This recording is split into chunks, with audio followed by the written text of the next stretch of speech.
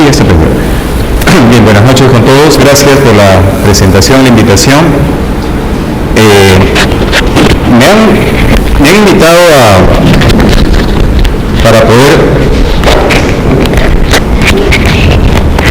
hablar de temas de derecho administrativo en este diplomado, y el tema que se nos ha encargado es el Poder Ejecutivo, la reforma y el gobierno electrónico.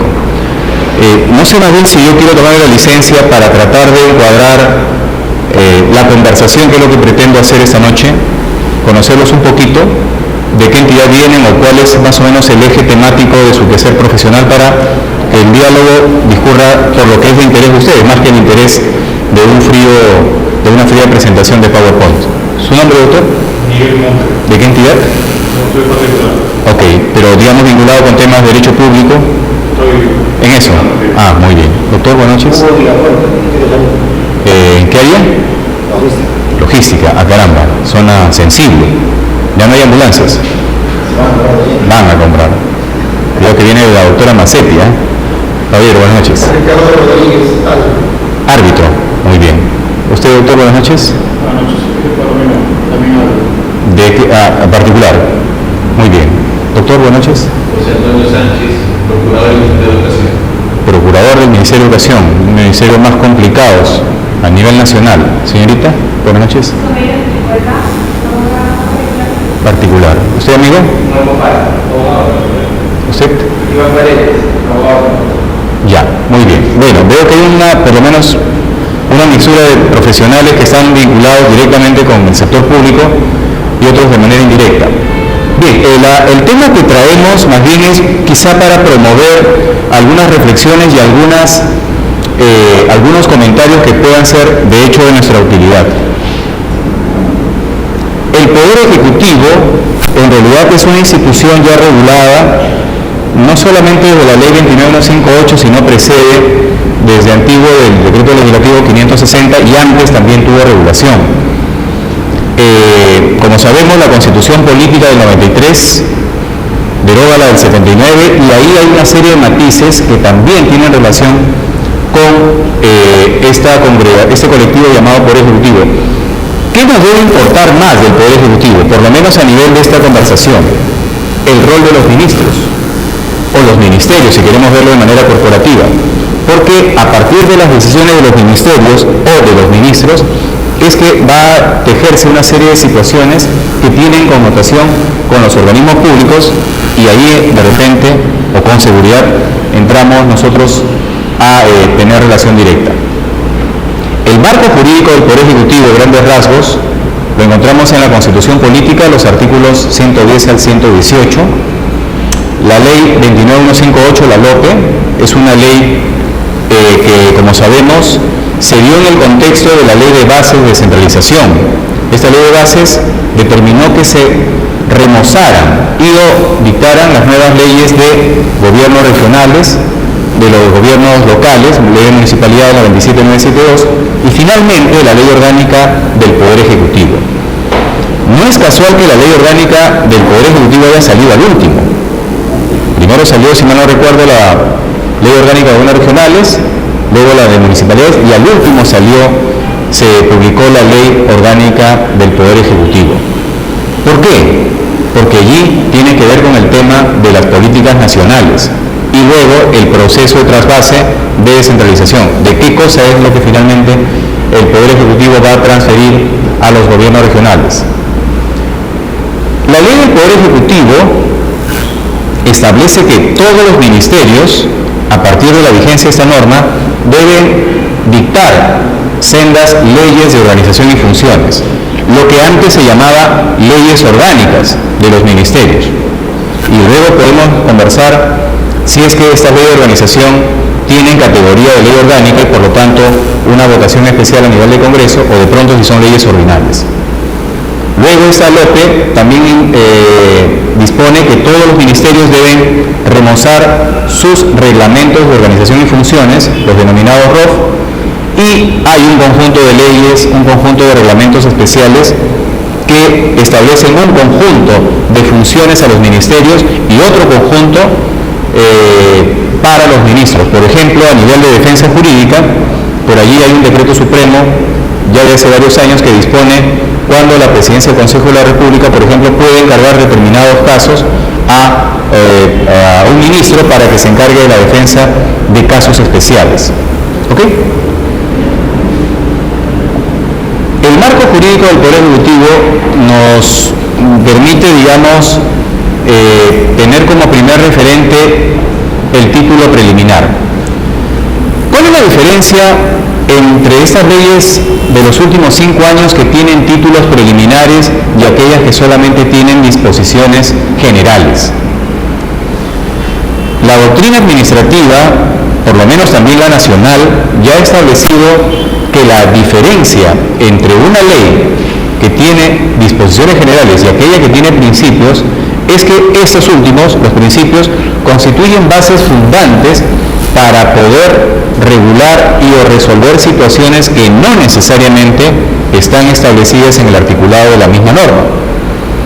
Y la doctrina señala que el articulado del título preliminar es en realidad supera el contenido ontológico de su propio articulado. En cristiano, si yo tengo un problema como operador y no encuentro la solución, puedo argumentar, digamos, puedo establecer un argumento asible, sólido, solo y solo si en mérito a los principios de una determinada ley orgánica o de una determinada ley. Por lo tanto, la ley del Poder Ejecutivo no ha escapado de esa tendencia y tiene un título preliminar, de los cuales entre diversas disposiciones destacamos el artículo 6º del principio de competencia. Las competencias ya están regladas en principio de la Ley de Base de Descentralización. Allí se establece la obligatoriedad jurídica de que no haya un trastocamiento ni un rebasamiento de los niveles competenciales de un gobierno con otro. Un gobierno regional no puede de ninguna manera asumir una competencia, menos implícitamente ni tampoco expresamente, si la norma no le ha conferido tal atribución. De ahí entonces, por ejemplo, en el caso a nivel de procuradurías, ¿no? Tenemos diferentes ejemplos a nivel de la jurisprudencia constitucional que da cuenta de situaciones en donde los gobiernos regionales, asumiendo equivocadamente este principio de autonomía administrativa, se han abocado la regulación de materias que son exclusivas del Poder Ejecutivo. Por ejemplo, tenemos el tema de la COCA, entre otros, en donde el Tribunal Constitucional ha distinguido entre lo que es autonomía administrativa y lo que es autarquía administrativa.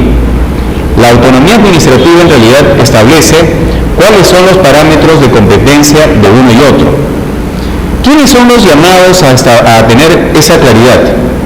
En realidad los llamados a tener esa claridad somos nosotros, los operadores, porque finalmente somos aquellos que tenemos a nuestro cargo la realización de un conjunto de actos preparatorios, un conjunto de actos preparatorios, firmamos informes y lo más gravoso, de ser el caso, es que firmamos resoluciones, y si mis resoluciones tienen contenido de competencia de otro gobierno, evidentemente estoy cometiendo un acto que va a tener consecuencias de pronto de carácter procesal y o judicial. Este artículo 6º nos señala que el Poder Ejecutivo ejerce sus competencias exclusivas, no pudiendo delegar ni transferir las funciones y atribuciones inherentes a ellas. Lo inherente, evidentemente, constituye el tema esencial de lo que es el Poder Ejecutivo. Entre otras, vamos a verlo luego, el hecho de establecer y regular las políticas nacionales. El Poder Ejecutivo, en términos reales, es un colectivo que está conformado por diferentes actores que se dan cuenta en el artículo 2. Ojo, dejo constancia que los actores que están en el artículo 2 no necesariamente son todos los del Poder Ejecutivo. Solamente estoy dando cuenta de la literalidad del artículo 2 que nos presenta como órgano colegiado. La Presidencia de la República. La Presidencia de la República, que está conformada propiamente por el Presidente de la República, y sabemos que este no tiene responsabilidad política, menos responsabilidad administrativa. En segundo lugar, el Poder Ejecutivo es integrado por el Consejo de Ministros. El Consejo de Ministros sí constituye una figura que sí está regulada expresamente en la Constitución Política, de los cuales vamos a establecer algunas connotaciones, algunas características. La presidencia del Consejo de Ministros, los ministerios y las entidades públicas del Poder Ejecutivo.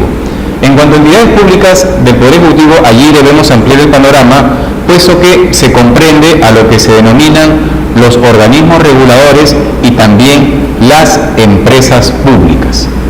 Los organismos reguladores, por vez primera, a mérito de la LOPE, tienen un espacio, digamos, independiente que justifica y fortalece un poco esta ley especial de los organismos reguladores. ¿Cuáles son, digamos, las características que debiéramos explorar entre el Consejo de Ministros, la presidencia del Consejo de Ministros, los ministerios o sus actores? El presidente del Consejo de Ministros y los ministros. Todos los ministros son nombrados, porque esa es la nomenclatura que utiliza la Constitución Política, son nombrados por resolución suprema. La primera pregunta que podemos formular es: ¿cuál es la diferencia o la semejanza entre un ministro que asume la condición de presidente del Consejo de Ministros versus los otros ministros? Primer escenario: el presidente del Consejo de Ministros podría denominárselo un primus inter pares, es un ministro con mayor categoría que los otros ministros, más allá de la categoría protocolar, o de pronto es un ministro con iguales atribuciones que los otros ministros, con la única condición que asume la presidencia del Consejo de Ministros, pero con la característica constitucional que el presidente del Consejo de Ministros su función no está diseñada, curiosamente, para presidir el Consejo de Ministros, porque nuestro diseño constitucional es netamente presidencialista. Sin embargo, la LOPE tiene un artículo muy ahí escondido que establece que en situaciones excepcionales el presidente del Consejo de Ministros puede convocar a Consejo de Ministros y también puede presidir él mismo. Yo no sé si ustedes recuerdan que hace poco se dio el episodio del accidente de tránsito que tuvo la esposa del presidente de la República y que motivó en ese Consejo de Ministros descentralizado, que creo que era en Arequipa, que el presidente de la República dé media vuelta del avión y se regrese. Y el Consejo de Ministros empezó a sesionar en ausencia del presidente del Consejo de Ministros. Esa figura, por ejemplo, que es, digamos, circunstancial, que es no recurrente, tiene pleno asidero constitucional. El presidente de la República, en ese contexto real, pudo no haber llegado a Arequipa. ¿Lo convocó el presidente de la República? Respuesta sí, pero fácticamente no lo preside. La Constitución Política no señala expresamente que está impedido el presidente del Consejo de Ministros presidir, curiosamente, su propio Consejo. Es la norma que la ley, la LOPE, la que establece que puede regular, que puede presidir esa sesión de Consejo con todas las atribuciones habidas y por haber. ¿Qué otra característica pudiera tener el presidente del Consejo de Ministros diferente, de manera distinta a un ministro recurrente? Veamos, hace poco, el ministro del Interior se ha presentado al Congreso, ¿verdad? Me parece que fue él quien, de motu propio, se presentó ante el Congreso a efectos de dar cuenta de su gestión. ¿Cuáles pueden ser las connotaciones entre constitucionales, entre administrativas, de la actuación de los ministros en el contexto del rol del presidente del Consejo de Ministros? ¿Qué es lo que puede hacer un presidente del Consejo de Ministros? Y haciendo lo que pudiera hacer, ¿cuáles son las connotaciones administrativas que pueda tener esa situación? En la Constitución Política, por ejemplo, se señala como una facultad, por cierto, bastante riesgosa políticamente, sino también constitucionalmente, es que el ministro pueda presentar cuestión de confianza para un tema determinado. Y si ello no supone el voto de confianza, evidentemente la renuncia está ahí puesta, lo señala la Constitución Política. Hace 3 o 4 meses, el ministro Pedro Cateriano, ministro de Defensa, cuando presentó su plan de trabajo respecto a su cartera, él puso como cuestión de confianza la aprobación de un conjunto de leyes a los efectos de poder generar incentivos o mejora para su sector. La pregunta es, ¿esa moción de confianza que interpone el ministro expositor es un acto de inspiración del propio ministro? ¿Es un acto que tiene precedencia en la permisibilidad del presidente de la República? ¿O de pronto también puede ser un acto de cálculo político del que tiene conocimiento el presidente del Consejo de Ministros? Porque se la juega. La única figura de la que es obligatoria y que evidentemente tiene un riesgo político es cuando el gabinete en conjunto, después de los 30 días de conformado tiene que exponer la política general de gobierno y va al final de esa sesión o las sesiones correspondientes merecer el voto de confianza o no del Congreso. ¿Ok? Y sabemos que la Constitución establece un número máximo de posibles revocaciones de cuestiones de confianza que pueden motivar inclusive la caída de los gabinetes. ¿Qué otra característica pudiéramos encontrar en el presidente del Consejo de Ministros respecto de los ministros? El presidente del Consejo de Ministros propone a los ministros. La Constitución señala que los propone.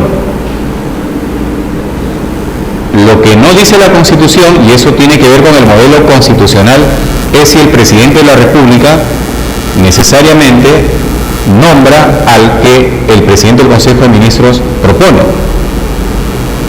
Estamos por una suerte de idiosincrasia o de tradición constitucional y administrativa ante una situación, ante una fórmula. Vista la propuesta del Consejo de Ministros, nombrar al señor tal o la señora tal ministro o ministra en la cartera de. Pero en realidad nosotros no sabemos si en efecto esa propuesta fue la que realmente ha sido acogida. Situaciones extracurriculares desde el punto de vista constitucional y o administrativo. También el presidente de la República puede ser quien en definitiva sea quien en realidad propone, en cuyo caso el presidente del Consejo de Ministros no estaría ejerciendo propiamente una atribución constitucional y o legal para proponerlo. Situaciones de tensión política, constitucional y administrativa puede ser si el presidente de la República, digamos, en el ejercicio de sus atribuciones o en la práctica de acuerdo al modelo presidencialista o semipresidencialista como el que tenemos, puede nombrar a un ministro del que el presidente del Consejo de Ministros no esté de acuerdo. En ese caso, lo que dicta el sentido común político y constitucional es que el presidente del Consejo de Ministros renuncie. Casos como esos hemos tenido realmente contados, y ahí hay una historia no necesariamente al 100% develada, que ustedes seguramente se acordarán cuando en el gobierno del presidente Toledo se designa como ministro de Relaciones Exteriores al señor Fernando Olivera. El señor Fernando Olivera es nombrado ministro de Relaciones Exteriores y la leyenda urbana o la leyenda de pasillo de los ministerios señalaba que esa resolución suprema de designación originalmente no llevó la firma del presidente del Consejo de Ministros, Carlos Ferrero, y que evidentemente causó una desazón al tenerlo como ministro o como canciller. El remedio constitucional, digamos, en el contexto del enojado, que en este caso fue Carlos Ferrero, fue simple y llanamente renunciar, porque la Constitución señala, recordemos, que renunciando el presidente del Consejo de Ministros se establece lo que se denomina la crisis ministerial y la consiguiente renuncia. Y fue así que Fernando Olivera creo que tuvo una vigencia como ministro de unos 5 o 6 días.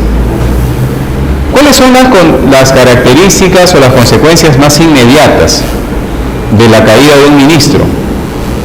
Las más emblemáticas y las más palpables lo vemos nosotros cuando leemos el Diario Oficial del Peruano.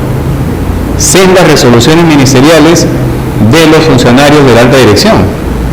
Cada ministro, como es natural, tiene, de acuerdo a la Ley Orgánica del Poder Ejecutivo, la atribución de designar y o remover a los funcionarios que tienen categoría de confianza. Y consiguientemente, cada ministro supone, o cada entrada de ministro supone la designación de un conjunto, por lo menos significativo, de funcionarios de confianza. Que puede permanecer de otra cantera, eso es una atribución que tiene él. En cuanto a los ministros, la pregunta es si son personajes constitucionales o son personajes que están imbuidos en la plataforma del derecho administrativo. Los ministros, ¿de qué son responsables? Los ministros, de acuerdo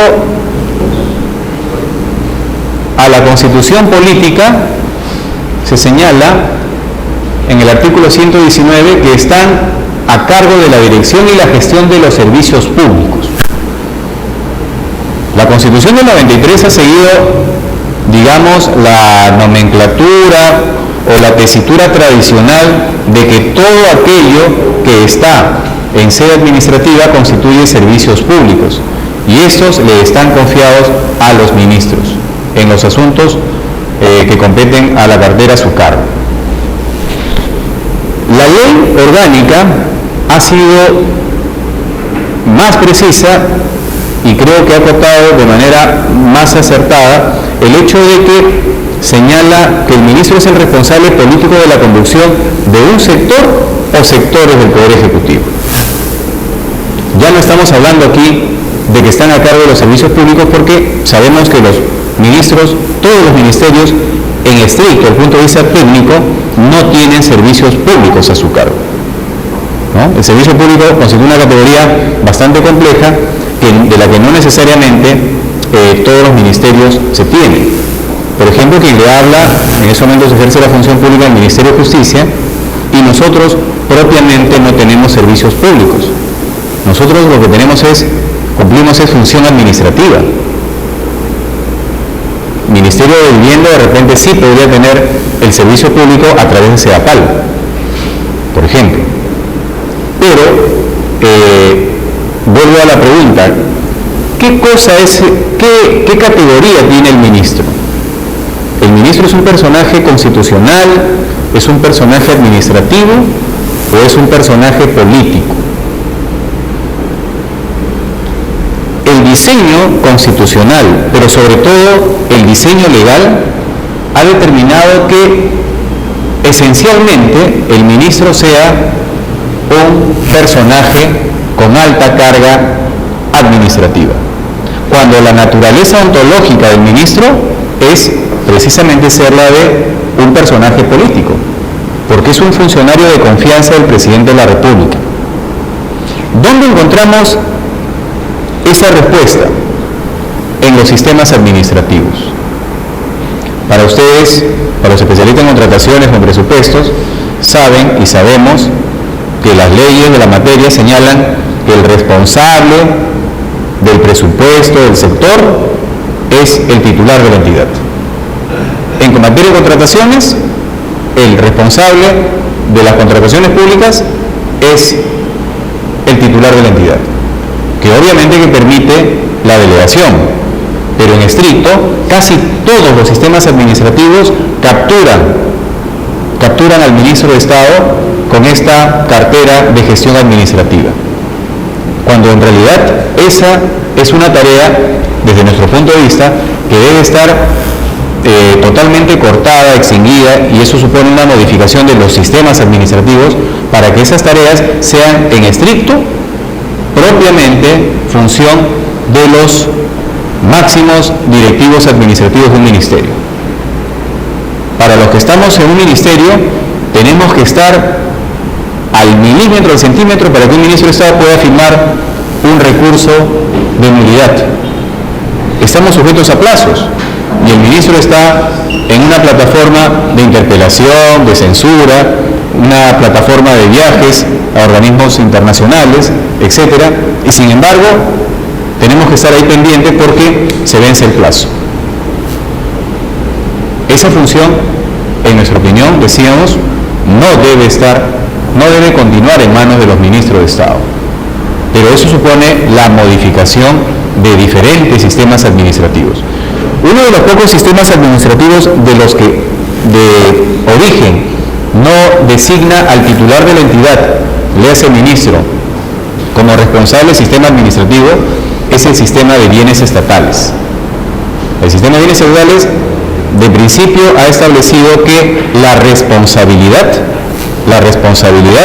es de la máxima autoridad administrativa, si es ministerio, secretario general o secretario general, o el jefe de la Oficina General de Administración, con lo cual tenemos evidentemente una significativa desconcentración respecto a ese tema. ¿De quién depende la confianza de un ministro de Estado? Un ministro de Estado, de acuerdo a nuestro modelo constitucional y a nuestro modelo administrativo, tiene dos fuentes de generación de confianza. La generación de confianza, en principio, del presidente de la República, que es a través de la designación vía resolución suprema, y la confianza de la que está pendiente a cargo del Congreso de la República. En estos momentos se está debatiendo la posibilidad de repente de censurar al ministro del Interior. Están corriendo las firmas, de acuerdo al reglamento del Congreso de la República. ¿Es posible que se censure? Sí es posible. ¿Tenemos antecedentes de censura de ministros en estricto? Durante la Constitución del 93 y durante nuestra tradición administrativa, que yo recuerdo, tan solamente una. Fernando Rospigliosi, el único ministro que fue censurado. Primero interpelado y luego censurado. Pero después a todos les han hecho pasar el susto. Los últimos ministros que tuvieron el susto, recordemos, fueron los ministros de Defensa y del Interior. El ministro Tarola y otro ministro, un señor cuyo nombre no recuerdo ahorita, que inclusive también se dio una situación bastante particular, porque el presidente de la República en esos días estaba de viaje en Japón o en un país asiático, y la pregunta era, que es de carácter administrativo y de carácter constitucional, si es que la presidenta encargada del despacho presidencial está facultada y habilitada en estricto para poder aceptar la renuncia de un ministro. La Constitución política señala que el vicepresidente de la República se encarga del despacho presidencial, de los asuntos del despacho presidencial. El presidente de la República, de acuerdo a la Constitución, tiene la atribución de nombrar a los ministros, como también de removerlos a sola firma. Pregunta entonces, ¿un vicepresidente de la República en ejercicio del despacho presidencial puede o pudiera aceptar la renuncia de un ministro? Esa es la pregunta. ¿Y cuál es el tema administrativo que nos puede convocar? Sencillo, porque si nosotros somos jefes de asesoría jurídica o somos asesores de la alta dirección de gabinete, pudiéramos tener convicción jurídica, constitucional y administrativa si es que esa resolución de la que vamos a avisar finalmente tiene visos de legalidad al 100%. Mi ministro presenta la renuncia, eso no queda la menor duda, la menor falta y la presenta la carta. La tiene que presentar ante el presidente de la República, que es quien es su mandante. Pero la vicepresidenta, en ese caso, puede aceptar la renuncia de un ministro.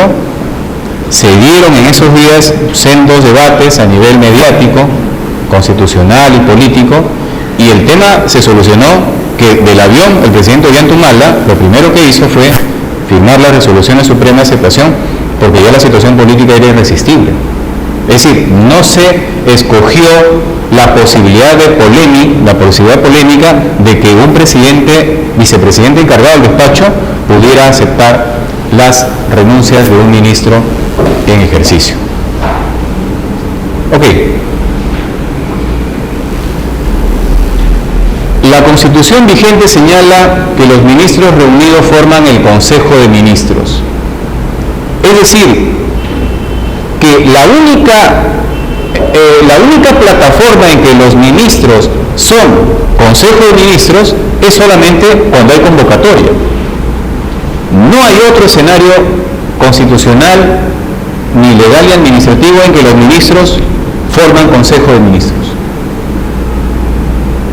Hacemos la convención de UNASUR, cualquier evento internacional, y están todos los ministros, ellos no pueden formar Consejo de Ministros en ese momento. Hay todo un protocolo administrativo. Los ministros, cuando sesionan en Consejo de Ministros, primero tienen que ser convocados, en la jerga procesal, notificados, con una anticipación más o menos razonable, por la cual se les convoca a sesión y se les entrega la agenda. Los ministros, de acuerdo al protocolo ministerial, tienen que ir con una posición respecto de los puntos de agenda, de aquello sobre todo que tiene relación directo o indirecto con mi sector. Porque, por ejemplo, si yo soy ministro de Economía y en mi agenda me pone que el Ministerio de Salud demanda de pronto, hace una demanda adicional presupuestal para comprar las nuevas ambulancias, yo tengo que saber si esa demanda adicional de pronto tiene justificación en este esquema de presupuesto por resultados. Y yo como ministro de Economía debo tener una posición o a favor o en contra del Ministerio de Salud. Y así los puntos de agenda se distribuyen. ¿Cómo son los debates en el Consejo de Ministros? Es como si estuviéramos nosotros acá. Se reparte la agenda y se pasa punto por punto. Los ministros tienen la obligación de formular las observaciones en ese instante. Sobre todo cuando la norma a aprobarse tiene el refrendo del ministro que se le convoca. Y aquí un tema práctico que algunas veces lo hemos tenido, digamos, de manera directa. Hay algunos dispositivos, por ejemplo, decretos supremos, que las asesorías jurídicas ponen al ministro refrendante del sector, ministro natural, digamos, pero por un tema de conexión ponen al ministro B y al ministro C. La ley orgánica del Poder Ejecutivo, señala, a diferencia de la LOPE anterior, señala expresamente que solamente se recaba el refrendo del ministro,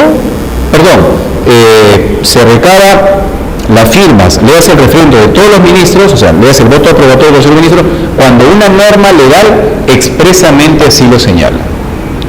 Si no hay una norma previa, una norma habilitante que establezca que se recurre al refrendo de todos los ministros, yo como jefe de asesoría jurídica o asesor de gabinete de mi ministro tendría que formular observación para que no refrende ese decreto supremo. Porque recordemos, de acuerdo al modelo constitucional y legal, si mi ministro refrenda algo que no le corresponde y de ello deriva responsabilidad, la responsabilidad le va a alcanzar a todos los ministros. Y si no, recordemos la década de los 90. Todos los decretos supremos o todos los decretos de urgencia que merecieron el refrendo de todos los ministros para las tropelías jurídicas y financieras que se hicieron, determinaron finalmente sendos procesos judiciales por el hecho de haber sido refrendado, aun cuando no necesariamente haya sido un copartícipe o un personaje político del cual haya podido tener algún beneficio directo o indirecto del ilícito que se cometió. Pero por el hecho de ser refrendante, simple y llanamente la figura se da. ¿Cuáles pueden ser las características teórico y prácticas del refrendo ministerial? El refrendo ministerial tiene como figura dos componentes o dos actores: el refrendante y el refrendado.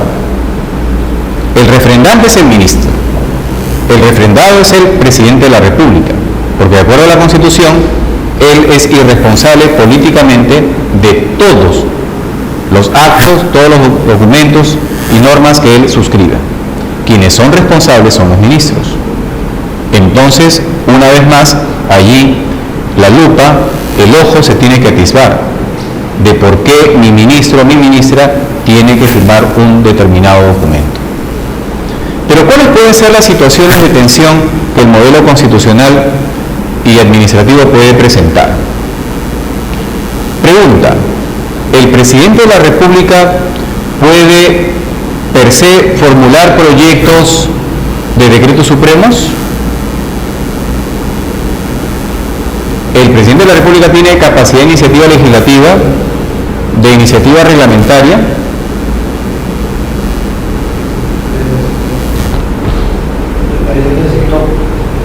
Pero no está vedado.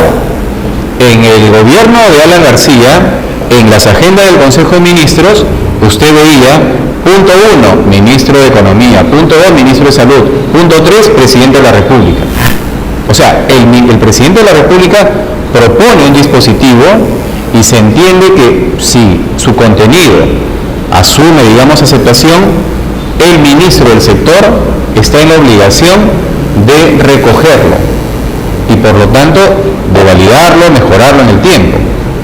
Pero el presidente de la República de hecho tiene la capacidad constitucional de poder proponer una norma. Evidentemente eso va a suponer un procedimiento posterior. La tensión constitucional y administrativa es cuando el presidente de la República quisiera que un dispositivo salga tal cual y que por la materia requiera del refrendo del ministro del sector correspondiente. La tensión evidentemente ahí es de dos situaciones: o el ministro firma, refrenda ese decreto supremo sin hacer ni chis ni mus, o simple y llanamente pudiera tener la posibilidad y tiene la atribución constitucional de poder formular observaciones. El escenario de parte del presidente de la República es que si mi ministro no me firma el decreto supremo que yo le doy, tengo en mi mano la posibilidad de removerlo. Por lo tanto, allí hay un escenario, digamos, no escrito, tras bambalinas, de los cuales no necesariamente nosotros sabemos, pero las posibilidades constitucionales y administrativas están allí. Por lo tanto, la figura del refrendo constituye una figura, si bien es cierto, tradicional en el derecho constitucional peruano, en el derecho administrativo, también constituye una figura bastante sensible. ¿Dónde es que la firma del ministro no constituye refrendo? Única y exclusivamente en los actos de carácter sectorial. La firma, la aprobación de una resolución ministerial, eso no es refrendo, eso escapa al refrendo. Eso más bien implica una responsabilidad completa del ministro. Y entonces ahí hacemos un pequeño paréntesis. ¿A qué niveles de responsabilidad está sujeto el ministro de Estado? ¿Cuáles son los posibles escenarios de responsabilidad que pueda tener un ministro de Estado? Imaginémonos por un momento un funcionario tradicional, un funcionario promedio. ¿Cuáles son las responsabilidades que tiene un funcionario promedio, un trabajador promedio? ¿Qué tipo de responsabilidades puede tener? Administrativa, civil, penal. ¿verdad? Esa es la tríada típica. El ministro, ¿qué clase de responsabilidad tiene? ¿Tiene responsabilidad administrativa?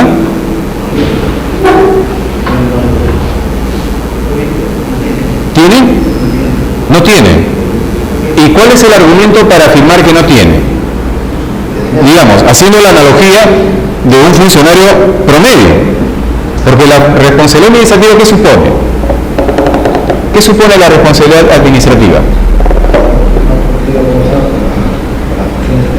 Ya, ese es un tema, digamos, el tema de la infracción. Pero una responsabilidad administrativa, ¿qué supone? ¿Qué implica? ¿Qué elementos?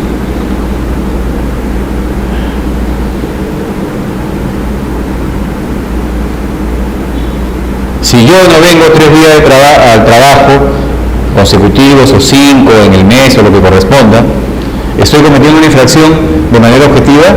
Respuesta sí. ¿Voy a estar sujeto a un procedimiento administrativo, disciplinario? Sí. Pero eso supone que alguien me va a procesar y alguien me va a imponer la sanción. Eso significa en cristiano que yo tengo un superior jerárquico. Pregunta entonces, ¿el ministro administrativamente, o primero constitucionalmente y luego administrativamente, tiene superior jerárquico? ¿Por qué no podríamos pensar que, 1, el presidente del Consejo de Ministros es su superior jerárquico? 2, que el presidente de la República es el superior jerárquico del ministro, si él es el que lo nombró. ¿Dónde está el argumento para decir que sí o dónde está el argumento para decir que no? Más allá de nuestro sentido común. Porque esa es la única forma de poder argumentar con cierto asidero que un ministro no tiene responsabilidad administrativa.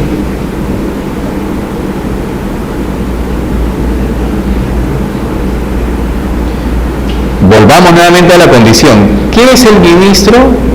El ministro constituye un personaje político, un personaje de confianza del presidente de la República, que es designado por resolución suprema y que tiene la característica íncita de ser designado un día y de ser removido sin expresión de causa por el presidente de la República. La relación, por lo tanto, es solamente de nombramiento. Todo lo que discurra de ahí en adelante será única y exclusiva responsabilidad política del ministro de Estado. Por lo tanto, el presidente del Consejo de Ministros no constituye superior jerárquico. El presidente de la República tampoco constituye superior jerárquico. Responsabilidad civil. ¿El ministro puede estar sujeto a responsabilidad civil?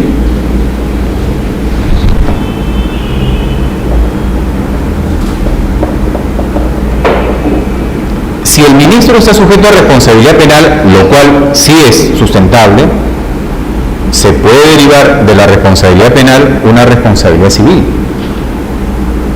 ¿Correcto? En consecuencia, el ministro sí puede estar, pero como una consecuencia de.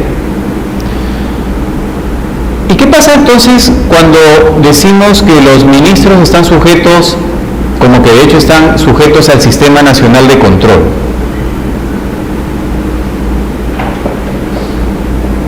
Con este modelo de procedimiento sancionatorio que se ha instaurado hace unos cuantos años, a propósito de la modificación de la ley del Sistema Nacional de Control, se puede afirmar que el ministro está sujeto a responsabilidad administrativa que derive de la infracción del Sistema Nacional de Control?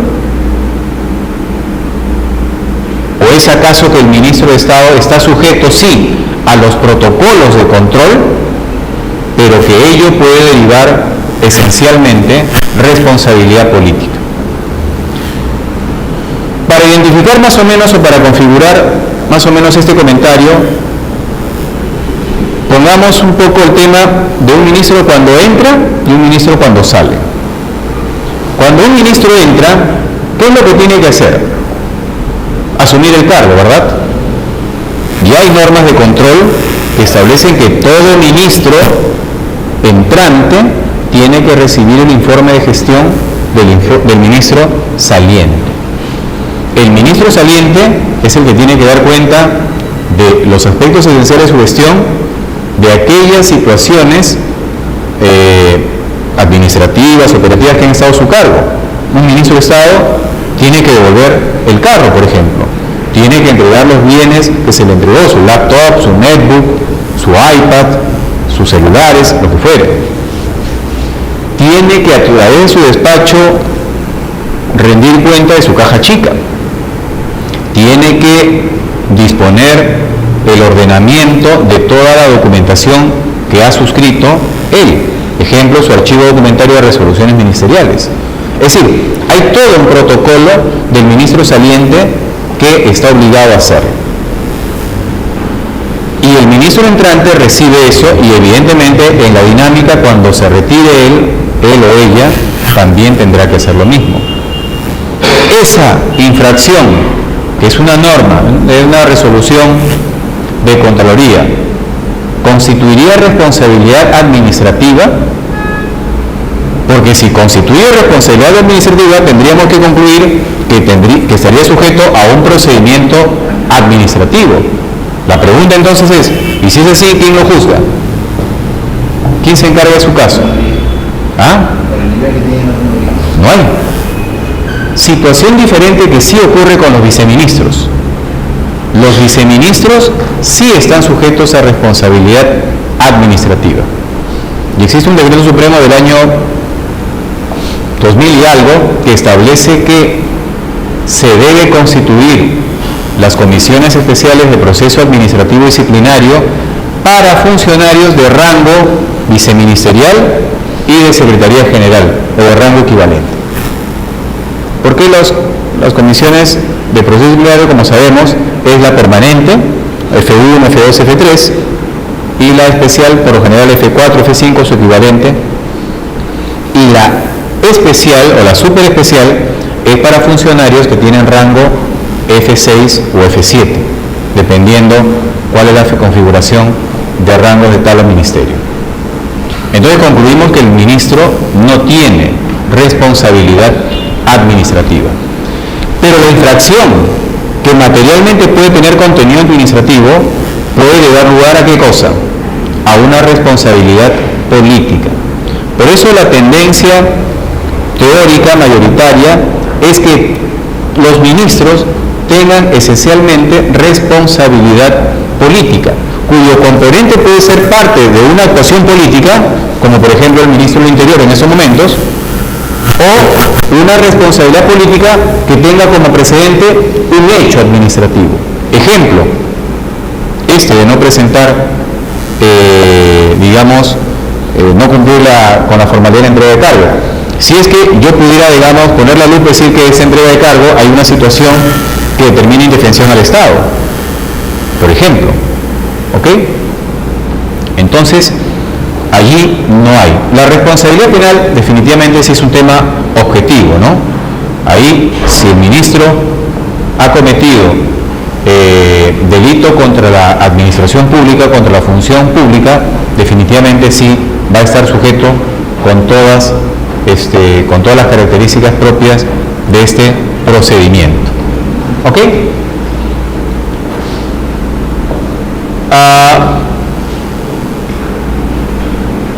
Hagamos escenarios del Consejo de Ministros. Si mal no recuerdo, son 17 ministerios ahora. La presidencia del Consejo de Ministros, desde el punto de vista administrativo, constituye un ministerio. Su norma señala que es un pliego, y recordemos que la Constitución establece que el presidente del Consejo de Ministros puede ser un ministro sin cartera. Por lo tanto, si es un ministro sin cartera y la presidencia del Consejo de Ministros está a cargo de él, debiéramos concluir de manera inmediata que la presidencia del Consejo de Ministros constituye técnicamente un ministerio, aun cuando de manera presupuestal tenga un mayor rango en eso que se conoce pliego presupuestal. Si ustedes revisan los portales electrónicos, van a encontrar que la presidencia del Consejo de Ministros tiene curiosamente la mayor cantidad de organismos públicos a su cargo. Pregunta entonces, ¿no es acaso que la Constitución política debiera modificarse en aras de poder extinguir esta posibilidad de que un ministro pueda tener una cartera y a su vez ser titular de la presidencia del Consejo de Ministros? Porque ya ser presidente del Consejo de Ministros es bastante. El antecedente que hemos encontrado que establecía que únicamente el presidente del Consejo de Ministros se dedicaba a hacer eso, presidente del Consejo de Ministros, lo encontramos en el Estatuto del Gobierno de Velasco. En el Estatuto del Gobierno de Velasco del año 69, por ahí, se establecía expresamente que el presidente del Consejo de Ministros se dedicaba a tiempo exclusivo a la presidencia, no más. Estaba vedado que el presidente del Consejo de Ministros sea a su vez ministro con cartera. Y en realidad eso tiene bastante lógica, porque un ministerio aparte tiene el tema de la gestión ministerial, etcétera, ¿no? Ok, vayamos al escenario de la mayoría de integrantes del Consejo de Ministros. ¿Qué vicisitudes consideramos nosotros que se pueda dar como un directorio de una empresa? ¿Qué vicisitudes creen ustedes que se pueda dar en la figura del voto aprobatorio por mayoría?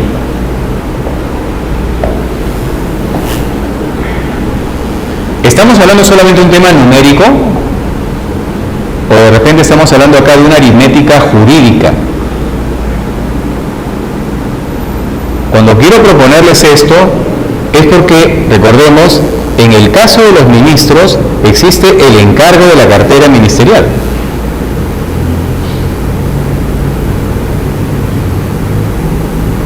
Y en algún momento, entonces, no todos los ministros físicamente van a estar en el Consejo de Ministros.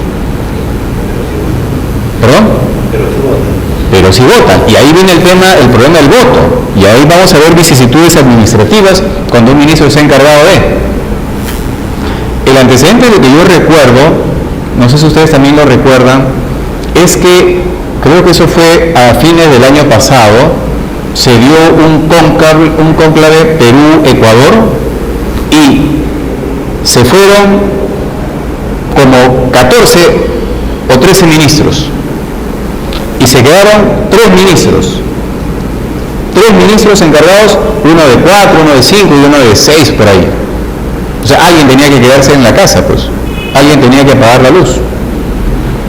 La pregunta: si por una situación de emergencia se diera un Consejo de Ministros, estamos en el artículo 126, donde se requiere el voto aprobatorio de la mayoría de sus miembros.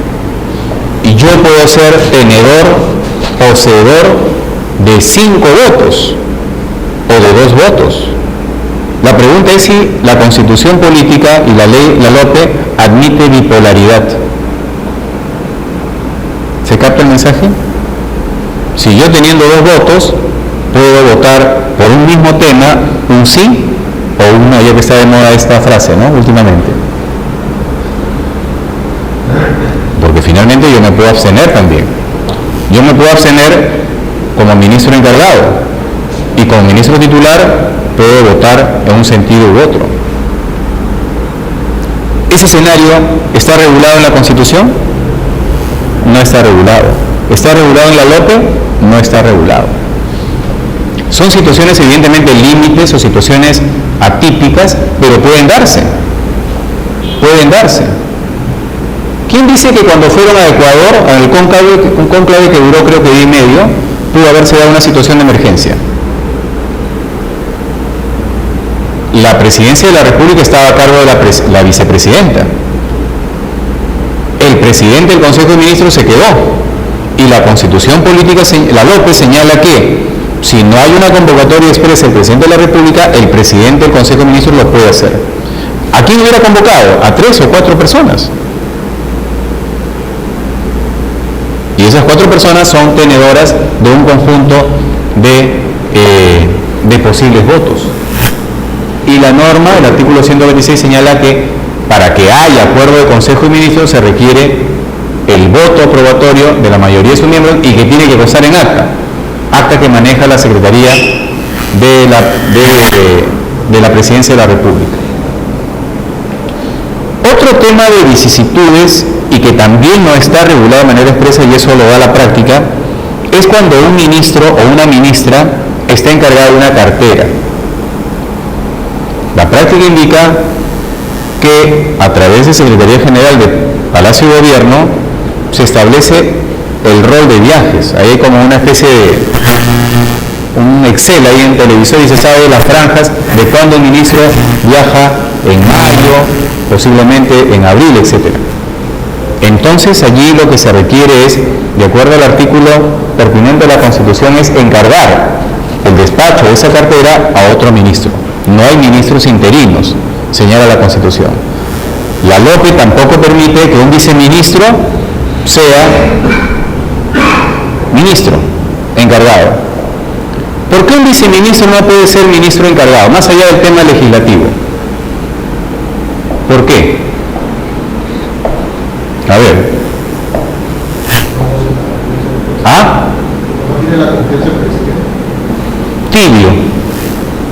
Tibio para caliente. Pero hay una sutileza. Más tibio. Claro. Porque la diferencia entre un viceministro y un ministro es uno, y los invito para que luego lo corroboren, es que el ministro es nombrado, el viceministro es designado. Por lo tanto, de acuerdo al texto constitucional, el único que nombra es el presidente. Y el nombramiento le da la categoría precisamente de cargo de confianza del presidente. En cambio, el viceministro, técnicamente, o aun cuando pueda ser de manera real, más bien confianza también del presidente, el viceministro técnicamente es personal de confianza del ministro que lo propone como tal y es designado. ¿Correcto? Por lo tanto, como dice el doctor, ahí hay un tema de formalidad. El viceministro no ha juramentado ante el presidente de la República. Y allí viene otro tema. La juramentación tiene regulación constitucional, administrativa en nuestro ordenamiento jurídico nacional.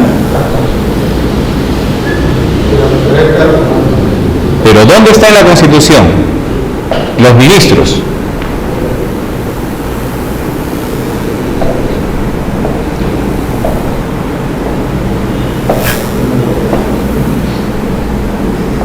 La Constitución del 93, a diferencia de la Constitución del 79, no señala expresamente que los ministros de Estado tengan que juramentar. La Constitución del 79 tenía una disposición que señalaba algo así como que todos los funcionarios públicos, todos, grandes, medianos y chiquitos, antes de ejercer el cargo, debían juramentarlo. La Constitución del 93 señala que el único que tiene que juramentar es el presidente de la República ante el Congreso. Por lo tanto, los ministros, cuando vemos en Canal 7, en el cable, en realidad allí no hay ninguna figura constitucional. Lo que hay en realidad es una figura de costumbre política o de costumbre constitucional. No hay. Por lo tanto, el hecho de que mañana más tarde un presidente de la República pueda obviar la figura mediática de la juramentación no significa que se esté incumpliendo un requisito, de acuerdo a la Constitución vigente. Mañana más tarde, nuestro amigo presidente de la República, nosotros somos sus ministros. Señores, mucha parafernalia, somos discretos, de frente, manos a la obra. No hay foto, no hay salón dorado, no hay empujones, no hay nada. Todo el mundo quieto y tranquilo en su casa. No, pues, no hay. Es una costumbre constitucional la de la juramentación, pero que no invalida, no hay un vicio, entre comillas, de nulidad constitucional que establezca que si un ministro no juramenta, hay una infracción.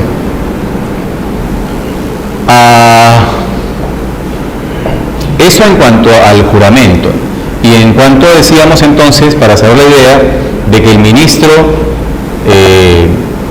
el viceministro no puede ser ministro, es porque la Constitución expresamente señala que solamente otro ministro debe encargarse de la cartera ministerial.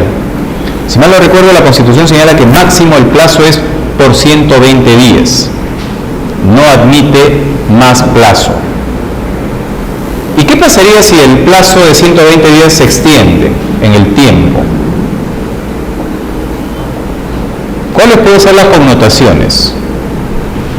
Mi ministro dijo, me voy a Brunei. Les voy a traer recuerditos.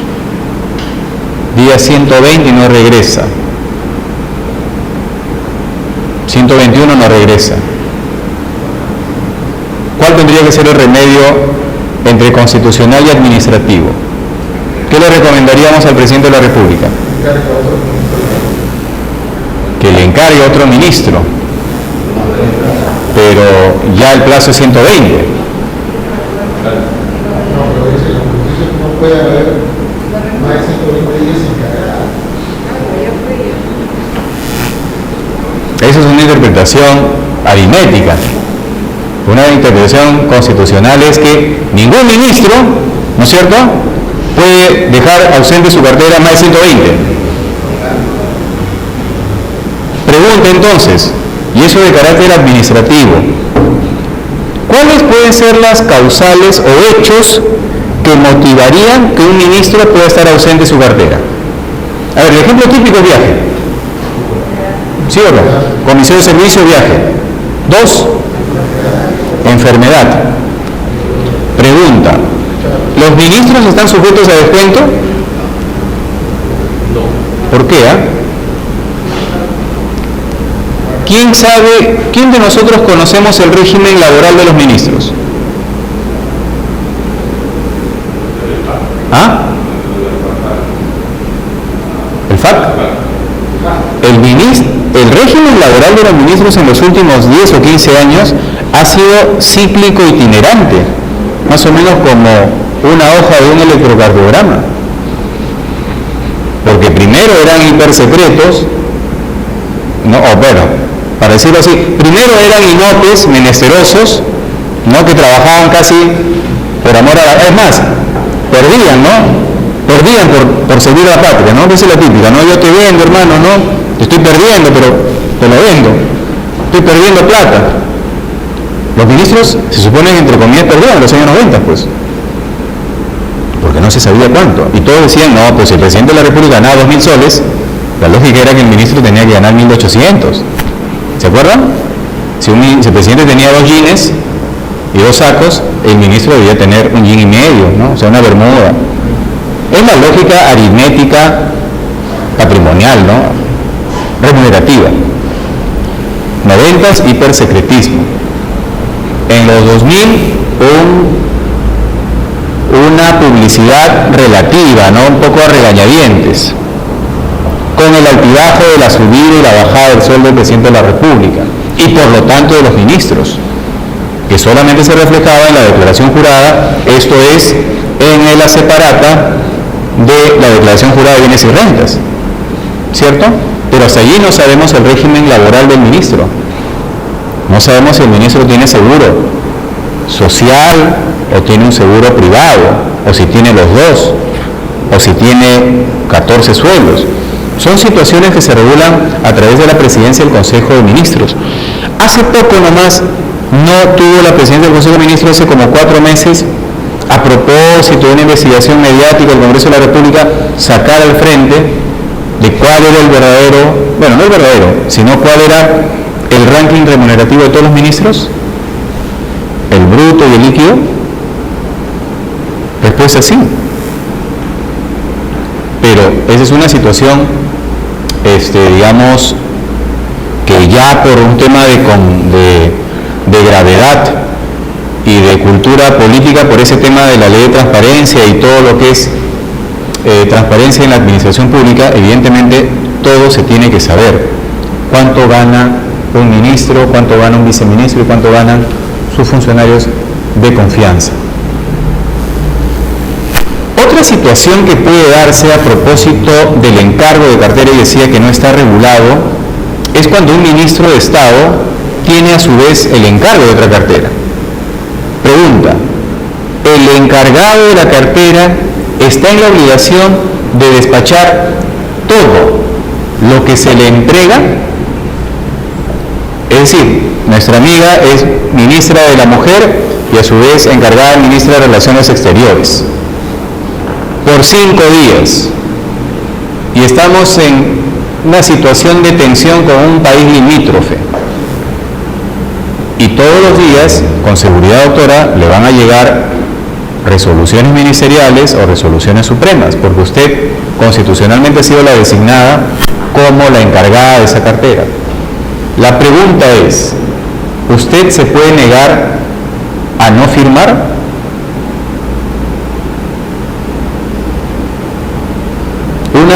Una ministra, un ministro encargado se puede negar a firmar resoluciones ministeriales, uno, o a refrendar resoluciones supremas o decretos supremos o decretos de urgencia, si fuera el caso. Si se negara, ¿cuál podría ser el basamento, el argumento que nosotros pudiéramos dar para decir, sí, está bien negado? Y de lo otro lado, si dijéramos no, no se puede, ¿cuál sería el argumento? ¿Se puede o no se puede?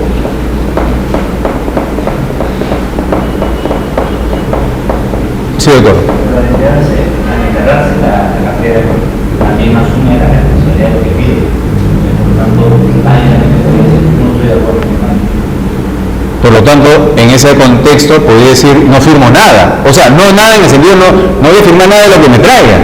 Si no conforme me traen, no firmo. ¿Cierto? ¿Quiénes firman? ¿A quiénes visan la resolución, asumiendo que refrenda un ministro o una ministra la resolución suprema de la cartera encargada? ¿Quiénes firman? ¿El asesor jurídico de la cartera de origen firma? ¿Seguro? Yo soy asesor jurídico del ministro A. En esa ficción, cuando firma mi ministro A, está siendo ministro B. Y el ministro B tiene su asesor jurídico, su director de financiera, etc. Por lo tanto, está negado que el asesor o el staff del ministro originario pueda, a su vez, visar las resoluciones de la cartera encargada. ¿Se capta? Porque ahí más bien estaría incurriendo en responsabilidad posible, hipotética, ¿quién? El que está firmando, el que está avisando, cuando no está convocado para hacerlo. No es solamente poner un sello, sino tiene una connotación. Sí, doctor. Ponemos lo que estamos hablando. El ministro de Trabajo se encarga de la cartera de educación. ¿Ya? Entonces, lo que va a realizar la resolución son de que está encargado de ese momento. Claro. Claro, o sea, si el ministro de Trabajo se encarga de la educación. Pero la resolución va a salir con el No, sale ministro de Trabajo, encargado de la cartera del ministro de Educación.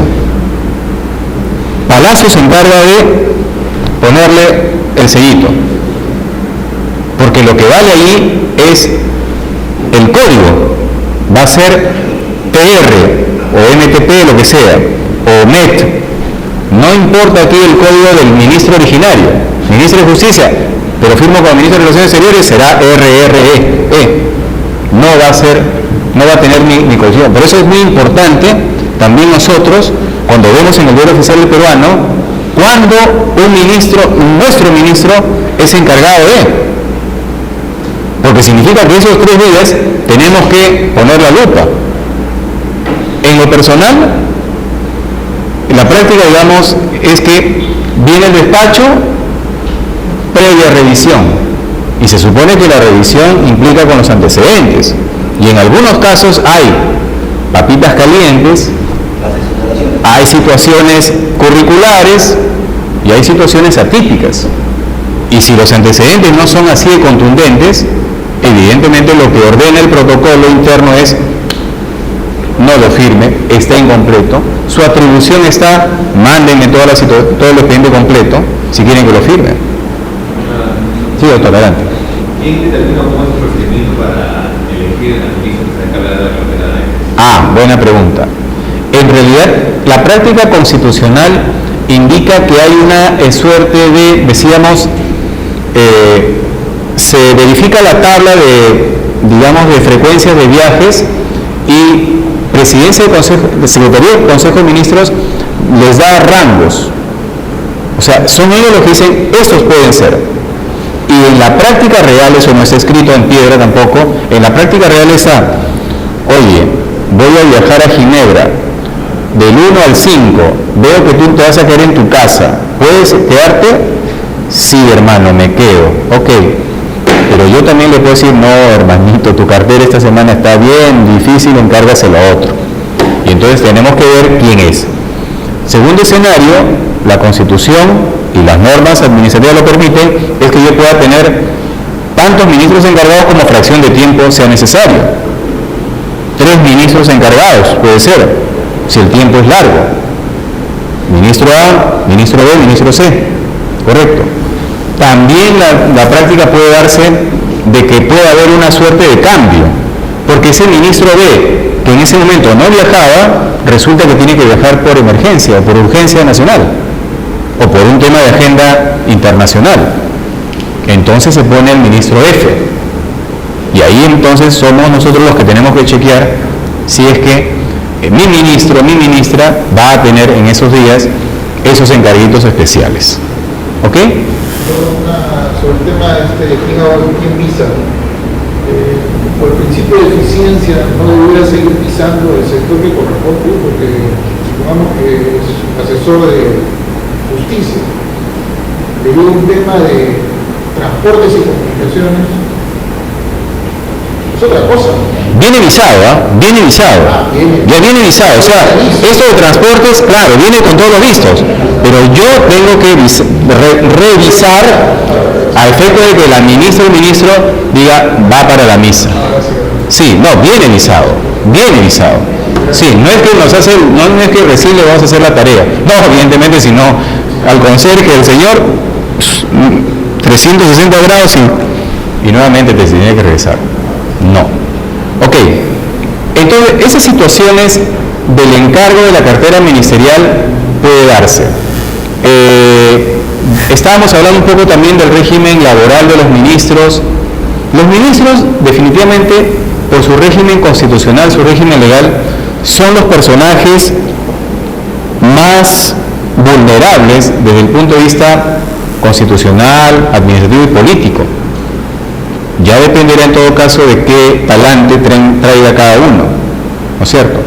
Si nosotros revisamos el historial de los últimos consejos de ministros de los últimos 15 años, vamos a caer en la cuenta que las caídas de los presidentes del Consejo de Ministros y por lo tanto de los gabinetes han sido por 2 factores principalmente. Uno, escándalo político. Y 2, caída de ministros precisamente por los sistemas administrativos. Y el más sensible, compras, contrataciones. Pilar Macetti, ambulancias, ¿verdad? Sistema de contrataciones. Luis Alba Castro, me parece que también estuvo por ahí, por patrulleros, ¿verdad? Por temas políticos, Jorge del Castillo, BTR, ¿verdad? Escándalo político. Coyunturas políticas en este gobierno, Salomón Lerner por el tema de Cajamarca, Óscar Valdés por un tema de desmanejo político de la plataforma de la agenda ministerial. No hubo escándalo, digamos político, pero sí hubo un escándalo, digamos, mediático. Y los ministros de manera individual por lo general caen curiosamente, además de los temas de manejo sensibles como el tema de contratación, principalmente caen por situaciones de carácter personalísimo. Personalísimo en el contexto de su manejo político. No hay un catálogo de causales por los cuales se va. En la historia de la Constitución Política del 93, del que hemos revisado, el único ministro del que no se ha aceptado su carta de renuncia, como estila el protocolo constitucional y administrativo, del único que no ocurrió eso fue con ese señor Pastor, del ministro de Justicia, me he olvidado su nombre pila, Aurelio. Es el único ministro en el que se le ha dado dar por concluida la designación en el cargo de ministro de Estado, de cartera de Justicia, etcétera, etcétera. Porque evidentemente hay una suerte de resistencia y el presidente de la República, en ejercicio de sus atribuciones, no tuvo otra alternativa que decirle: te vas. Y como entiendo yo, no ha habido carta de por medio, la única alternativa era mandar la resolución suprema al diario peruano y publicarla. Pregunta: ¿una resolución suprema puede no tener ninguna avisación de ningún asesor o de ningún directivo del ministerio? ¿O es que necesariamente debe tener siempre la avisación en los temas sencillos o complejos? Los complejos se entiende que debe estar todos los sellos, ¿no?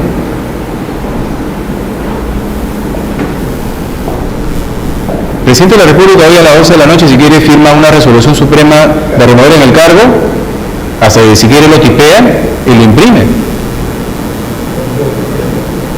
No, el referendo sí, pero visaciones.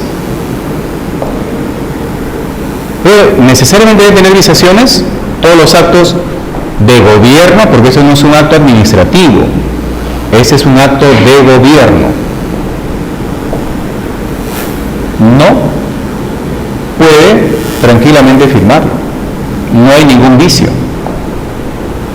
Eso evidentemente podría tener un costo político si es que evidentemente el contenido de la misma resolución pueda tener viso de polémica, ¿no? Ok, ¿cuáles serían, digamos, en una plataforma? Tenemos que hacer un alto, ¿verdad? Ya vino el break de San Antonio, ¿no, doctor? Muy bien, ok, vamos a hacer un alto para degustar unos bocadillos y luego seguimos con las obligaciones de los ministros.